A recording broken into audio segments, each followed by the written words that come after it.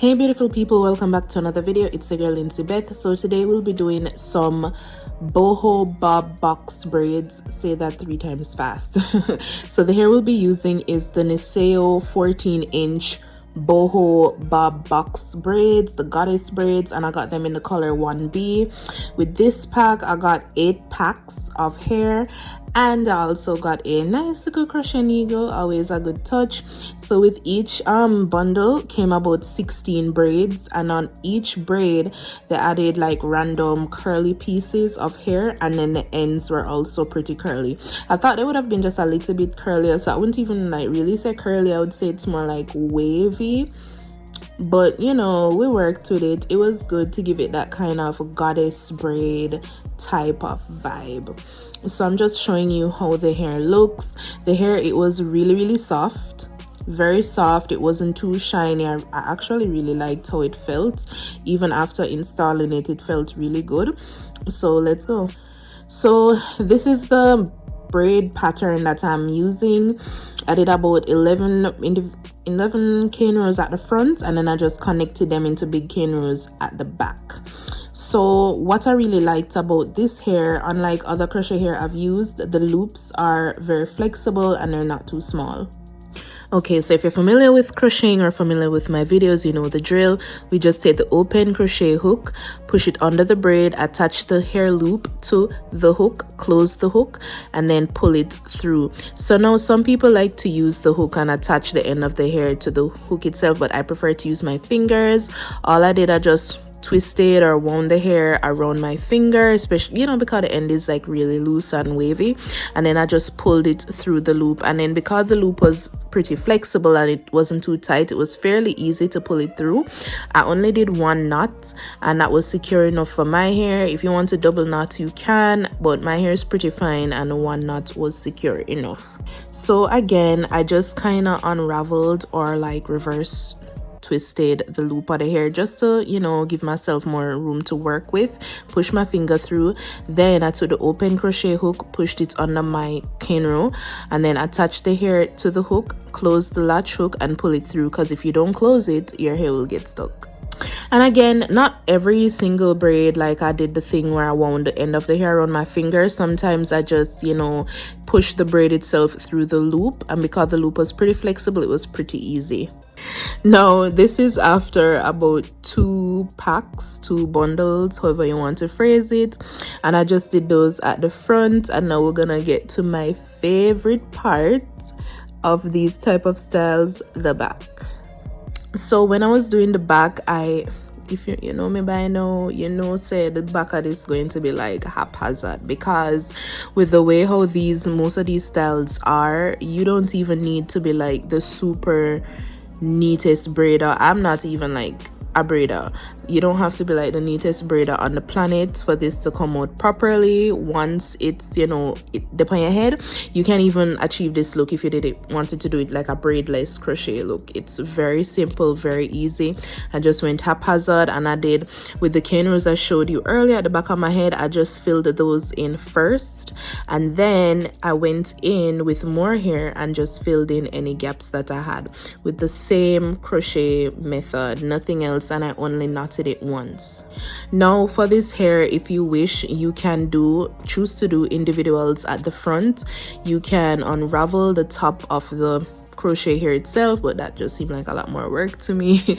You can get some regular conical on braiding here and do some individuals, maybe like 1 or 2 rows at the front, but I never have time for that, and I just wanted this to just be in and out and quick and easy and a go.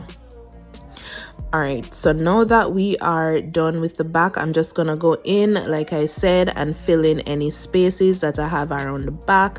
Anywhere that I feel like an empty slot, I'm just packing as much hair in my head as possible. Now I did end up using 6 packs of hair. Remember, I got 8 packs. I wanted it to be full, but not like over full where you know, there was a fine line between this looking full enough and full where you look like you have a map on your head top. So I try not to cross that line too much. But as I said, I just went in and I just added in any piece haphazardly. Now I really did this kind of haphazard motion towards the back mainly because I didn't want the top of my head or the front of my head to be too bulky. And then since the pieces of hair that they used already is kind of wavy, I went in, I really wanted a little bit more curl, so I just went in and I added, or I crocheted in some like water wave hair I had lying around the place, just random pieces, you know, throughout the hair, nothing crazy.